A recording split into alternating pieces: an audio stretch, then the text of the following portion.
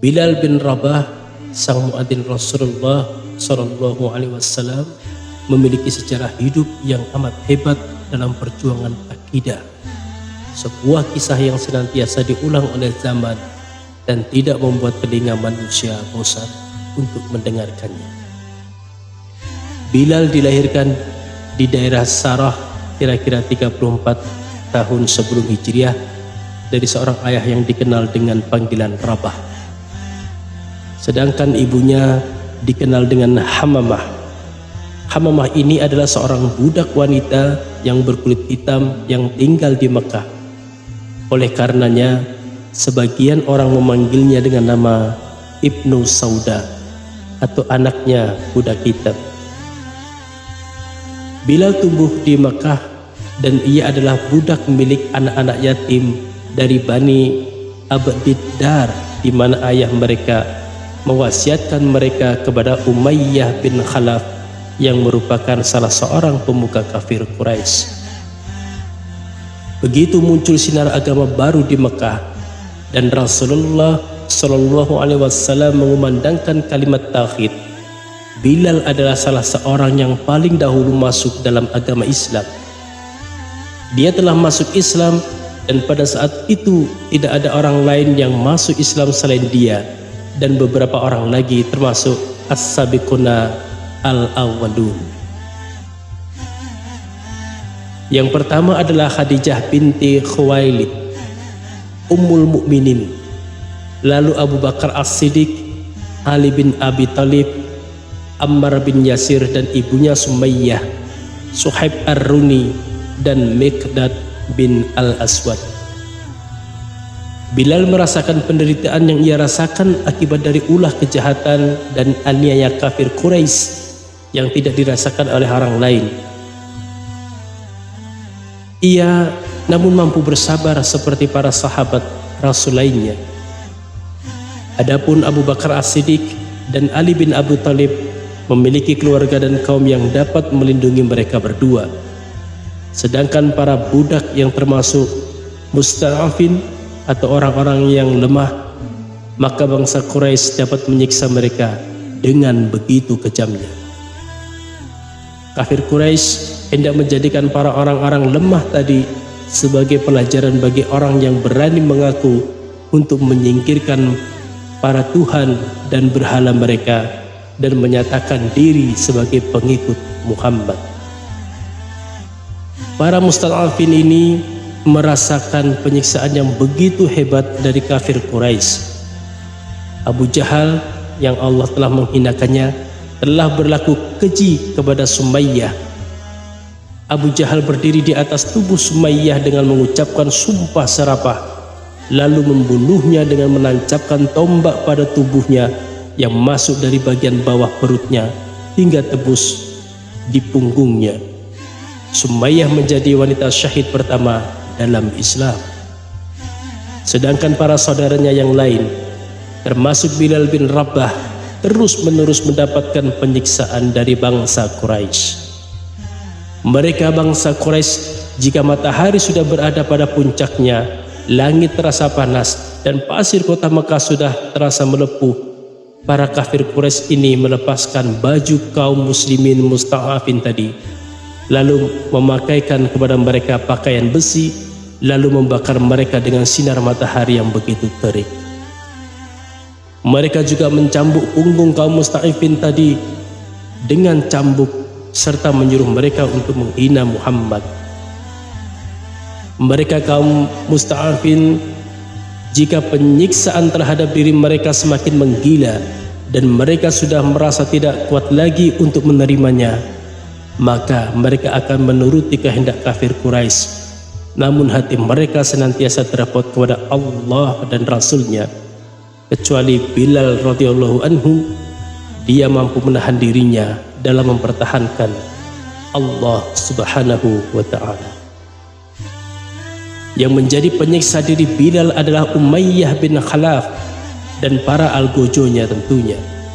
Mereka mendera punggung Bilal dengan cambuk, namun tetap saja Bilal berkata Ahad, Ahad, yang artinya Allah yang Maha Esa, Allah yang Maha Esa.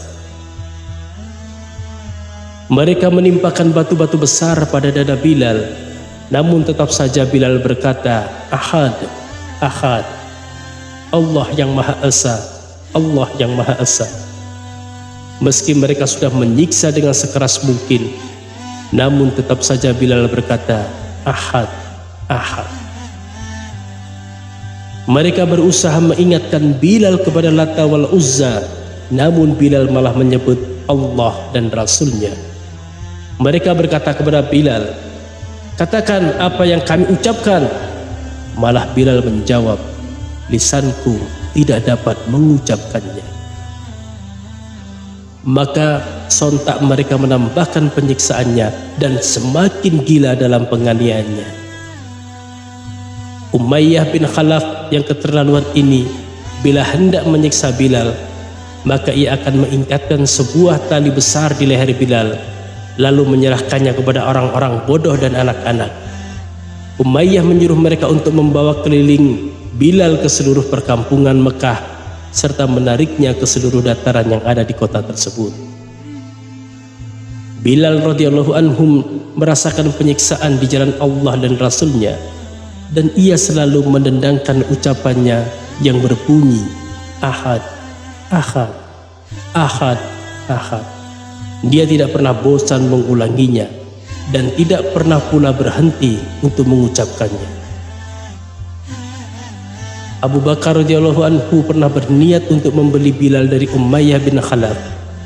Lalu Umayyah meninggikan harganya dan ia menduga bahwa Abu Bakar tidak mampu untuk membayarnya. Namun Abu Bakar mampu membayarnya dengan 9 alqiyah dari emas. Umayyah berkata kepada Abu Bakar setelah perjanjian jual beli ini usai, kalau engkau tidak mau mengambil Bilal kecuali dengan 1 alqiyah emas saja, pasti sudah aku jual juga. Abu Bakar menjawab, jika engkau tidak mau menjualnya kecuali dengan 100 alqiyah, pasti aku akan tetap membelinya. Begitu Abu Bakar As-Siddiq memberitahukan Rasulullah Sallallahu Alaihi Wasallam bahwa dia telah membeli Bilal dan menyelamatkannya dari tangan penyiksa, maka Nabi Sallallahu Alaihi Wasallam bersabda, libatkan aku dalam pembebasannya, wahai Abu Bakar. Lalu Abu Bakar As-Siddiq menjawab, aku telah membebaskannya ya Rasulullah. Begitu Allah SWT memberikan izin kepada nabinya untuk berhijrah ke Madinah, Bilal pun termasuk orang yang turut berhijrah ke sana. Bilal, Abu Bakar dan Amir bin Fihr tinggal di Madinah dalam satu rumah. Mereka semua terkena penyakit demam. Kebiasaan Bilal bila sudah terbebas dari penyakit demam, maka ia akan mengangkat suaranya dan mulai menyenandungkan bait puisi dengan suaranya yang merdu. Sebab di sanalah ia merasakan nikmatnya iman, di sanalah ia merasakan penyiksaan manusia hanya demi mencari keridhaan Allah, dan di sana pula ia mampu mengalahkan dirinya dan mengalahkan syaitan. Bilal akhirnya menetap di Yathrib yang jauh dari penyiksaan bangsa Quraisy. Ia mendedikasikan usianya kepada Nabi dan kekasihnya yaitu Muhammad sallallahu alaihi wasallam. Bilal senantiasa turut serta jika Rasulullah sallallahu alaihi wasallam melakukan perjalanan, dan ia pun juga bersama Rasul tatkala beliau pulang. Ia melakukan salat bersama Rasul, melaksanakan perang jika Rasul melakukannya, sehingga Bilal seolah menjadi bayang dari Rasulullah sallallahu alaihi wasallam. Saat Rasulullah sallallahu alaihi wasallam membangun masjidnya di Madinah dan azan mulai disyariatkan, maka Bilal adalah orang pertama yang menjadi muadzin dalam Islam. Jika ia selesai mengumandangkan azan, maka ia akan berdiri di depan pintu rumah Rasulullah sallallahu alaihi wasallam dan berkata, hayya 'alas shalah, hayya 'alal falah. Jika Rasulullah sallallahu alaihi wasallam telah keluar dari kamarnya dan Bilal telah melihat beliau datang, maka Bilal akan mengumandangkan iqamah. An-Najasyi Raja Habasyah pernah memberikan hadiah kepada Rasulullah Shallallahu Alaihi Wasallam dengan 3 tombak pendek yang merupakan barang berharga yang dimiliki oleh para raja. Rasul lalu mengambil salah satu dari tombak tadi, kemudian satunya lagi ia berikan kepada Ali bin Abi Thalib, dan satunya lagi ia berikan kepada Umar bin Khattab. Kemudian tombak yang diambil oleh Rasul untuk dirinya diberikan kepada Bilal. Maka tombak tersebut senantiasa dibawa oleh Bilal sepanjang hidupnya. Bilal selalu membawa tombak tadi pada setiap hari Idul Fitri dan Idul Adha.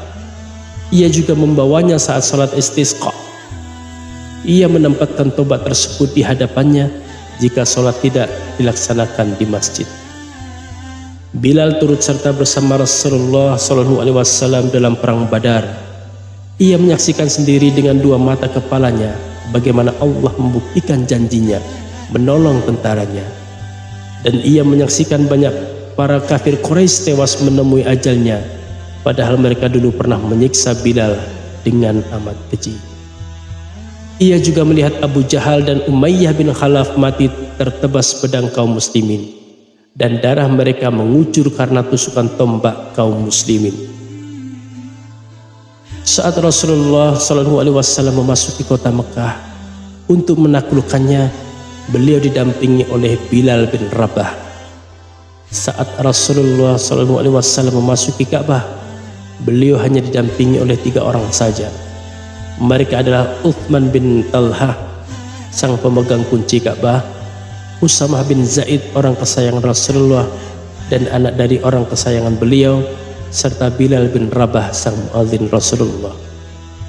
Tatkala waktu zuhur telah tiba, banyak sekali manusia yang berada di sekeliling Rasulullah SAW, dan orang-orang kafir Quraisy yang baru masuk Islam secara sukarela atau terpaksa menyaksikan jumlah manusia yang sedemikian banyaknya. Pada saat itu Rasulullah SAW memanggil Bilal bin Rabah. Beliau memerintahkan Bilal untuk naik ke atas Ka'bah untuk mengumumkan kalimat tauhid. Maka Bilal pun melakukan perintah tersebut.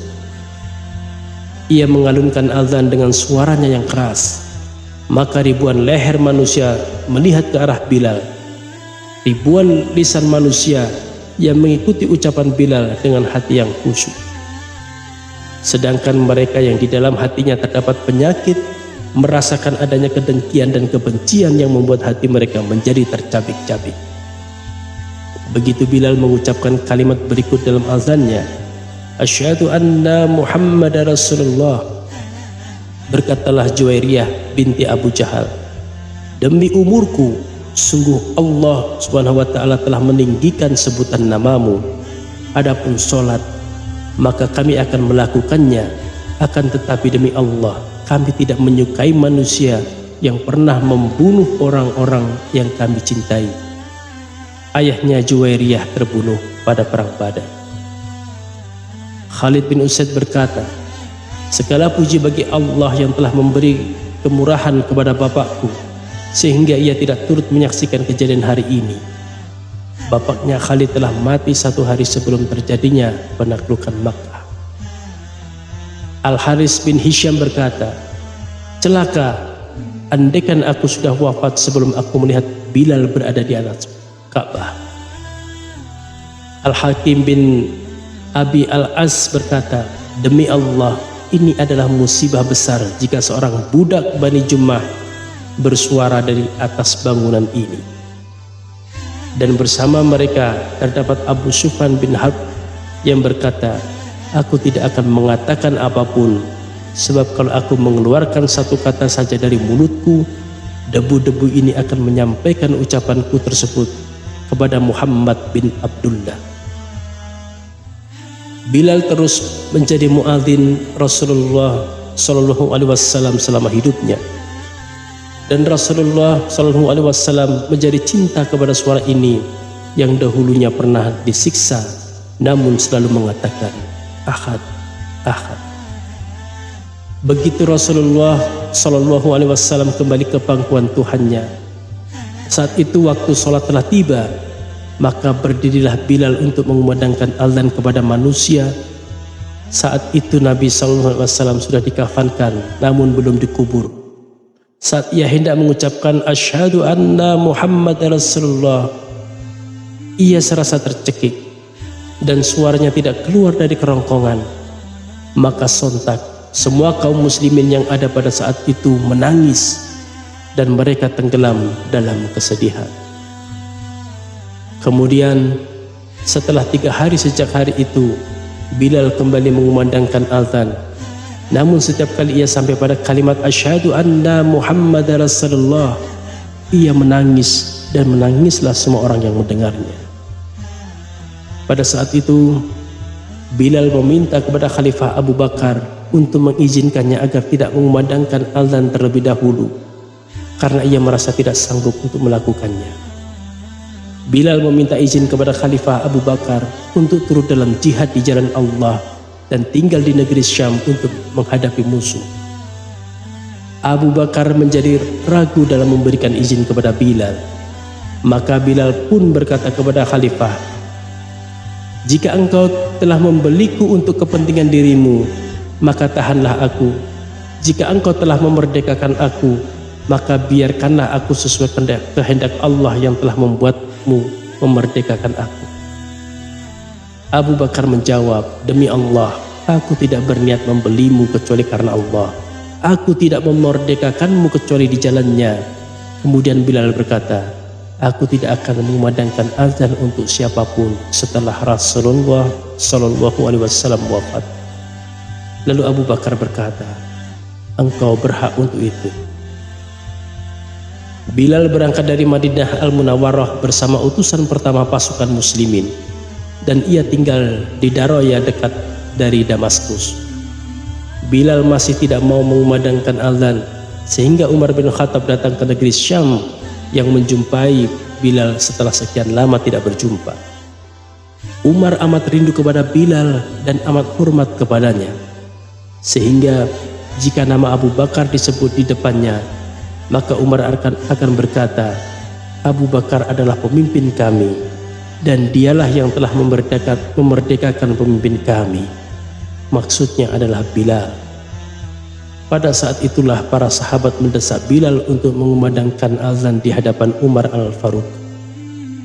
Begitu suara Bilal berkumandang, Umar serta-merta meneteskan air mata, dan semua sahabat yang ada pada saat itu turut menangis, sehingga bulu janggut menjadi basah oleh air mata. Bilal telah berhasil membangkitkan kerinduan mereka kepada Madinah. Sang pengumandang azan ini terus tinggal di Damaskus sehingga menjumpai ajalnya di sana. Istrinya setia mendampingi Bilal saat menjelang maut sambil berkata, "Duh kasihannya." Dan Bilal membuka kedua matanya setiap kali istrinya berkata demikian, dan ia berkata, "Alangkah gembiranya." Kemudian Bilal melepaskan nafas terakhirnya sambil melantunkan, "Besok kita akan berjumpa dengan para kekasih, yaitu Muhammad dan para sahabatnya. Besok kita akan berjumpa dengan para kekasih, yaitu Muhammad dan para sahabat."